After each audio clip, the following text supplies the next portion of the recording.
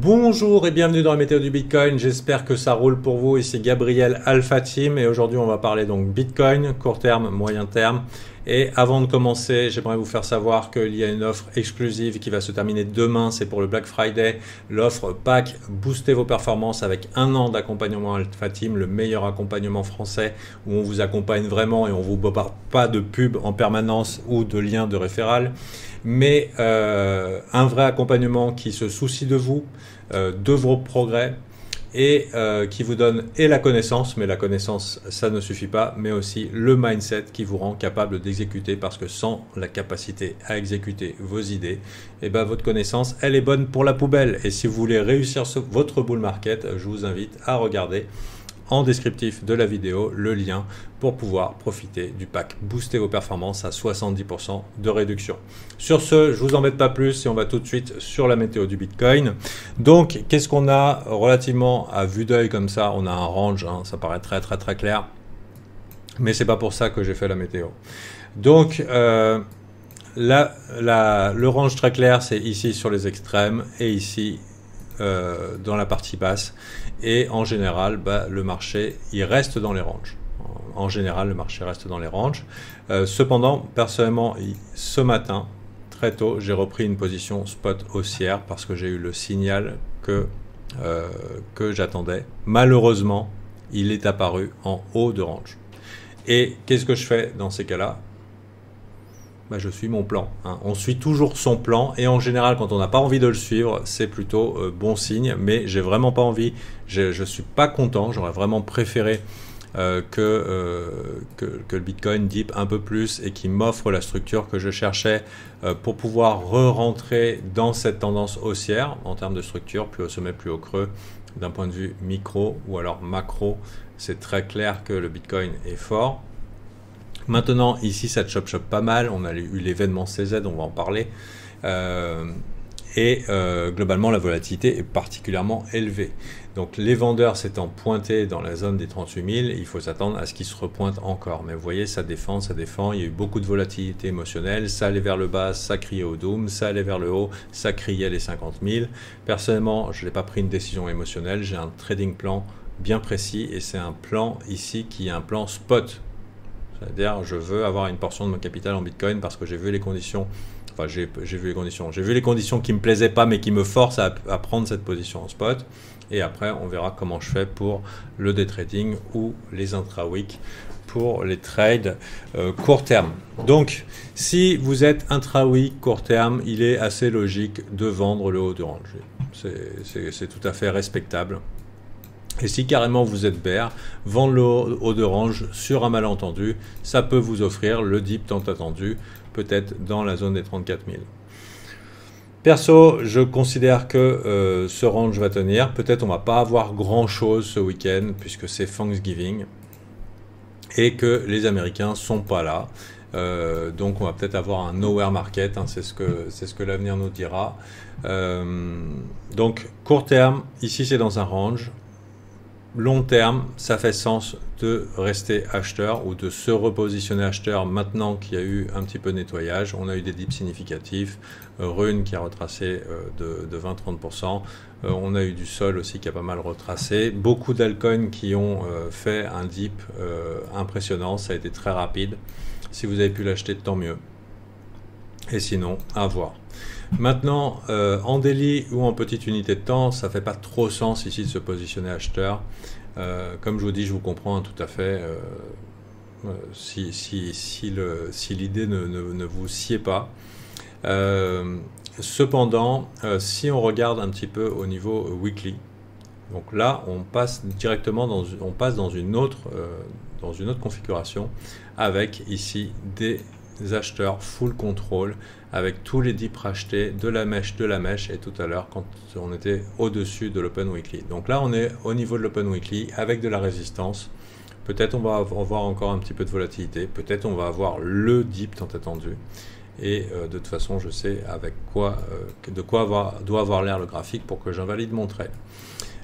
Donc pour moi ça fait sens de considérer qu'on est en full control bull sur BTC de par la weekly. Sinon c'est du chop, c'est c'est de la volatilité, c'est des mèches. Donc voilà, ça c'est court terme range, long terme contrôle bull. Maintenant, je vous avais parlé il y a quelques jours, j'attends quand même un pinpoint, ça veut dire un moment où on aura du sell-off entre novembre et décembre et le temps se fait proche. Est-ce que ça va arriver, est-ce que ça va pas arriver? Comme je vous dis, mon plan m'a obligé à acheter, mais la prudence, la beauté de tous ces graphiques, l'excitation générale fait que je reste quand même avec une bonne portion de cash au cas où ça se passe mal ou au cas où il y a une meilleure entrée qui se propose à nous. Et pourquoi pas un petit peu de doute dans la période de fin d'année. Voilà un petit peu pour cette météo, j'espère que ça vous a plu. J'en profite pour vous dire que par exemple WLD me paraît être un bon client. Un bon client pourquoi? Donc là c'est bonus, méthode Bitcoin qui parle d'altcoin. On a une jolie structure haussière en weekly. On a la même jolie structure haussière en weekly. Donc vous voyez, le problème de ces structures, c'est que tant qu'elles n'ont pas cassé, ça peut être juste un range, mais ça dépend du contexte. Si le contexte est toujours à la hausse, avec un BCTC plutôt bullish, sans danger pour l'ensemble du marché des cryptos, que le sentiment est toujours à la hausse et que le narratif intelligence artificielle continue, la mayonnaise continue de prendre, et ben WLD pourrait, pourquoi pas, aller continuer. Maintenant, avec la forme de ce doji en weekly, on a l'air d'être coincé dans un range. Mais pourquoi il m'intéresse? Il m'intéressait déjà avant. Mais il m'intéresse davantage ici parce qu'il arrive bientôt en découverte de prix. La découverte de prix, c'est ce moment où il n'y a plus de résistance sur le marché. Ça veut dire que on n'a plus de résistance, donc il n'y a plus de bagholder, il n'y a pas de gens coincés qui sont désespérés de vendre les coins qu'ils ont achetés à fond les ballons. Et c'est à ces moments-là que souvent les gens sont en déni par rapport à une montée parce que ça peut devenir très exubérant, ça fait que monter, on ne comprend pas. Parce que les coins en découverte de prix, c'est un des meilleurs trucs qu'il y a. Parce que en 2017, je connais beaucoup de gens en 2018 qui ont accumulé beaucoup d'altcoins et qui se sont fait surprendre parce que leurs altcoins n'ont pas surperformé autant que des nouveaux coins pour la simple et bonne raison, c'est que tout le monde avait les mêmes fondamentaux en tête, tout le monde avait accumulé les mêmes bagues et donc il y avait beaucoup de vendeurs motivés sur le chemin. Alors que là, quand tout le monde est confiant, quand tout le monde gagne de l'argent, et ben ça paraît évident de hold et de laisser le prix nous montrer à un moment quand les vendeurs vont se présenter. Mais des fois, ça peut être très haut. Donc une petite position long terme WLD, c'est pas déconnant. Dans un narratif IA, dans un narratif contexte bullish, tant qu'on l'est, on verra combien de temps ça dure. Et voilà. Bon, c'est tout pour aujourd'hui. Le lien en descriptif si vous voulez prendre connaissance et réussir votre bull market avec Alpha Team. On est dans un vrai safe space, on est dans un environnement où on prend soin de vous et pas on essaye d'extraire des choses de vous. C'est quelque chose qu'on ne fait pas ici. J'ai jamais shield mes bagues. J'ai jamais fait la moindre OPSP sur cette putain de chaîne. Je n'ai pas shield de lien pour vous. C'est des choses que je ne fais pas. Je fournis un service de qualité, le meilleur service de qualité, et c'est pas pour faire le clown sur Internet. C'est pour vous servir. Donc si vous pensez et que vous souhaitez réussir votre bull market et que vous ne voulez pas faire les erreurs que j'ai fait par le passé, parce que quand on sort d'un bear market, on n'a plus le cerveau qu'il faut pour enchaîner un bull market. C'est quelque chose que j'ai résolu et que j'ai intégré dans la formation psychologie, développer le mindset du gagnant. C'est quelque chose que j'ai intégré pour moi et que je suis capable de vous transmettre en tant que coach.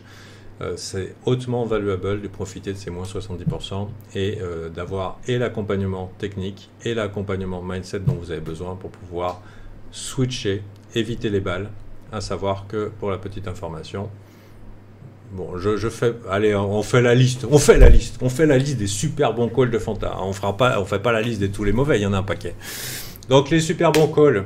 Bull market, je m'en vais. Pourquoi? Parce que je crains la France. Entre temps, je me suis expatrié à la fin du bull market. Je me suis expatrié à l'île Maurice. Je crains la France et les régulations agressives et l'agressivité de notre cher monsieur le maire. Donc ça, c'était bon call. Je reviens simplement pour rendre service et dire attention. C'était mai 2021. Et je dis attention structure, faites attention, les gens ne voulaient pas le voir et pourtant c'était bien le top du bull market. Ensuite, parmi les autres bons calls, c'était d'être baissier quand tout le monde était haussier, c'est-à-dire d'être baissier en bear market. Ça a pas mal fait de mal à notre service. Pourquoi? Parce que j'étais vu comme un perma bear alors que l'enthousiasme était toujours là. Mais devinez quoi, j'étais perma bear pendant le bear market. Et c'est très difficile d'être...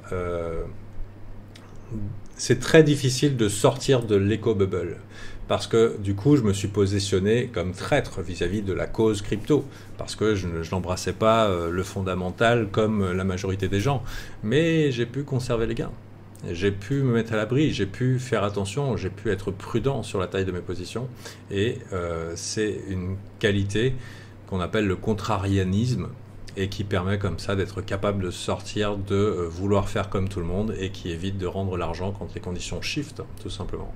Donc en bear market avec des fameux moves tels que Weekly W, BTC que j'avais annoncé sur la chaîne, faites gaffe, c'est pas bon, c'est pas encore ça. Et ici pareil, on m'a pas mal taclé parce que je disais qu'il fallait vendre les résistances, vendre les supports et tout le monde disait non, il faut pas vendre les supports. Là aussi j'avais dit qu'il fallait vendre les supports. Et voilà, donc bien sûr je perds en trading, je perds très souvent, je perds même quasi tous les jours en tant que day trader. Et alors, je veux dire, ce qu'il y a, c'est que d'un point de vue macro, j'arrive à avoir déjà à changer vite, accepter de perdre, prendre mes perdants rapidement, switcher s'il faut switcher, et admettre que le marché me donne tort ou me donne raison. Je pars toujours du principe que le marché va me donner tort. Et la qualité primordiale du trader ou de l'investisseur, c'est pas forcément d'avoir tort ou raison, c'est de préserver son capital et éventuellement de maximiser si jamais il a une haute probabilité de réussite, mais surtout de protéger ce capital et d'attendre que le marché lui donne raison ou tort. Si cette compétence vous voulez la développer, que vous voulez arrêter de faire un sondage confus de youtubeurs, je vous invite à me rejoindre avant la fin du Black Friday.